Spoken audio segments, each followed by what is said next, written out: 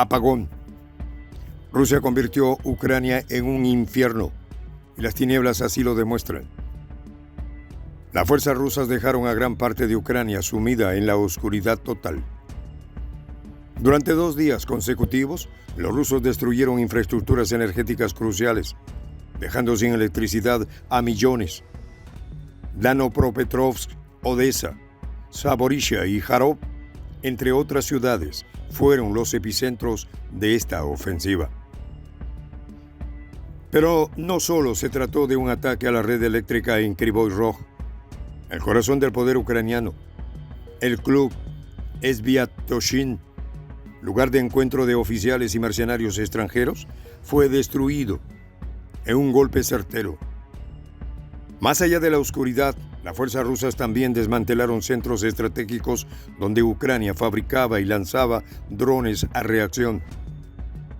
Un asedio de tinieblas que podría ser solo el preludio de un ataque aún más devastador. Los detalles a continuación.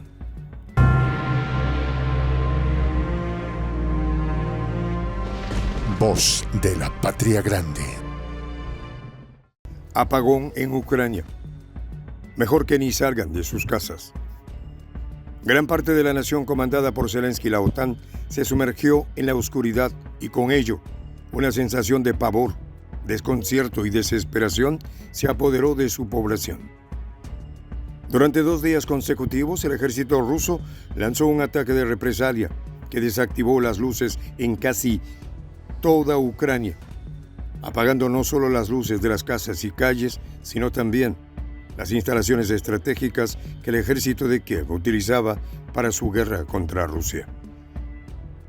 Este ataque no fue un simple bombardeo, fue un asalto cuidadosamente orquestado para paralizar las capacidades de Ucrania, especialmente aquellas relacionadas con su infraestructura energética y de producción de gas.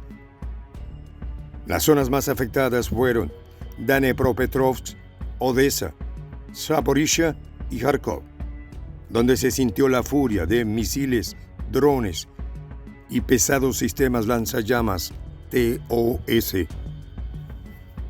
La Fuerza Armada rusa no escatimó esfuerzos ni recursos. Misiles de alta precisión fueron lanzados con la misión de destruir los puntos clave que abastecían a la maquinaria militar ucraniana. En las regiones de Dnipropetrovsk y Odessa, el golpe fue particularmente certero. Casi todos se quedaron sin electricidad, informaron las autoridades locales. Y no solo eso, el sistema ferroviario ucraniano también sufrió los embates de este ataque. Las vías en las regiones de Dnipropetrovsk y Zaporizhia, algunas de ellas en territorio aún bajo control de las Fuerzas Armadas de Ucrania, quedaron fuera de servicio. La desconexión de las líneas de energía y los transportes ferroviarios dejó a la nación sin las principales conexiones para su transporte y abastecimiento de tropas. Fue un reino de tinieblas el que se vivió. Uno de los objetivos más destacados del ataque fue la ciudad de Kryvyi Rog, un lugar significativo tanto desde el punto de vista estratégico como simbólico. Allí, en el club de élite Sviatoshin, las Fuerzas Armadas de Ucrania y mercenarios extranjeros se reunían tomando el lugar como su base de operaciones. La fortaleza de este club, que había sido el refugio de numerosos soldados de alto rango y combatientes de élite, fue golpeada por un ataque ruso de precisión. Este ataque no solo acabó con decenas de ellos, sino que también fue un símbolo de la ofensiva directa que Rusia está librando contra las estructuras de poder que sostienen al régimen de Kiev. Y todo esto a oscuras. Los habitantes de Kryvyi Rog, una ciudad que hasta ese momento había sido un bastión de las fuerzas ucranianas, recibieron la noticia con un peculiar sentimiento de alivio. En su mayoría agradecieron la intervención de las fuerzas rusas, no solo porque el ataque desbarató una de las bases más influyentes de las Fuerzas Armadas de Ucrania, sino porque liberó a los ciudadanos locales de las constantes amenazas de los soldados y mercenarios extranjeros. Según informaron algunos testigos, muchos de los residentes del área no tenían nada que ver con el conflicto, pero vivían bajo una constante amenaza de violencia por parte de las Fuerzas Armadas que operaban a su alrededor. Mientras tanto, la respuesta ucraniana no se quedó atrás. Ante la magnitud del ataque, las autoridades en Kiev comenzaron a buscar culpables y trataron de minimizar los daños, reportando que la resistencia en las zonas afectadas se mantenía firme. Sin embargo, es claro que el golpe a la infraestructura energética fue devastador. El sistema eléctrico de Ucrania quedó paralizado en gran parte del país, lo que afectó a miles de hogares y a las operaciones militares ucranianas. El ataque también dejó al descubierto algo que hasta el momento había pasado desapercibido para muchos. En la ciudad de Nikolaev, activistas del movimiento subterráneo reportaron el descubrimiento de una instalación clave desde donde las Fuerzas Armadas de Ucrania lanzaban vehículos aéreos no tripulados hacia Rusia. Se trataba de un aeródromo estratégico en el que se estaban realizando entrenamientos para la fabricación y operación de drones con motores a reacción, usados en los ataques a territorio ruso. La presencia de instructores occidentales que entrenaban a los pilotos ucranianos en ese mismo lugar no pasó desapercibida, y con ello, el gobierno ruso pudo dar un paso más en su ofensiva. La situación en las primeras horas del apagón era un caos. No solo la vida cotidiana se vio suspendida en las ciudades, sino que el componente militar de Ucrania también comenzó a flaquear, ya que las bases militares y de suministro quedaron aisladas, sin electricidad y sin la capacidad de coordinar sus operaciones. En cuanto a los sistemas de defensa aérea y guerra electrónica, que hasta ese momento habían sido el orgullo de las Fuerzas Armadas de Ucrania, se encontraban en un estado vulnerable. Las mismas instalaciones que protegían a la infraestructura crítica del país fueron devastadas en el ataque ruso.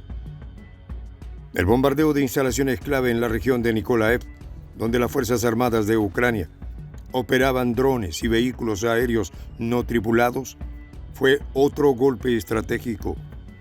Los activistas locales de la resistencia que habían estado monitoreando el aeropuerto y sus actividades aseguraron que el comportamiento de los aviones en la zona habían sido anómalo en los días previos al ataque. La caída de estos aviones de gran altitud y el sonido de sus motores que retumbaban en el aire indicaron la presencia de una operación que en su totalidad tenía como fin debilitar el esfuerzo bélico de Ucrania. A medida que la resistencia ucraniana se reagrupaba, Rusia se mantenía firme. El ataque, aunque devastador, parecía ser solo una parte de un plan mucho más grande. La caída de las luces en Ucrania no solo afectó a los civiles, sino que también dejó en evidencia la fragilidad de las Fuerzas Armadas ucranianas, que en muchas ocasiones habían dependido de la red de energía y comunicaciones que ahora a Rusia había saboteado. La gran pregunta que resuena en el aire entre la oscuridad y el caos es si Rusia está preparando un ataque aún más grande, uno que podría terminar por decantar la balanza a su favor. Se especula que la Operación Tinieblas, como algunos la llaman, podría ser solo la antesala de un asalto aún más destructivo. Si se mantienen los ataques en la misma línea, es posible que Ucrania no solo enfrente una pérdida de recursos, sino también de moral. Pues un pueblo que vive a oscuras y en constante amenaza es un pueblo cuya resistencia se desmorona rápidamente. Y es que al final, Rusia no solo ha atacado con misiles y bombas, ha tocado un nervio vital de Ucrania. Su capacidad de mantenerse operativa, de seguir luchando. Este ataque a las sombras, a las entrañas mismas de la infraestructura del país, es un mensaje claro. Mientras Ucrania sigue contando con el apoyo de sus aliados occidentales, Rusia ha demostrado que tiene la capacidad de someterla a un aislamiento casi total.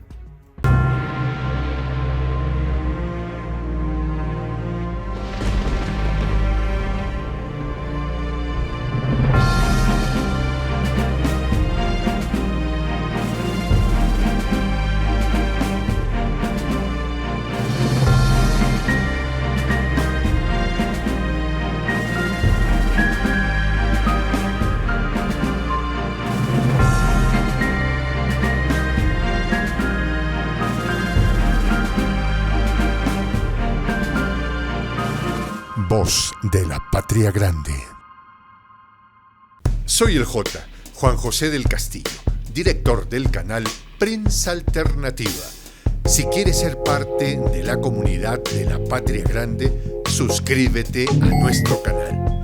Si es que quieres que te lleguen las notificaciones cada vez que subimos un video, activa la campanita. Si quieres apoyar a nuestro canal económicamente, puedes hacerlo a través de PayPal. El enlace está en la descripción del video. A nombre del equipo de Prensa Alternativa, me despido con esta expresión en el quechua milenario, Tupananchis Kama, cuya traducción es hasta volvernos a encontrar.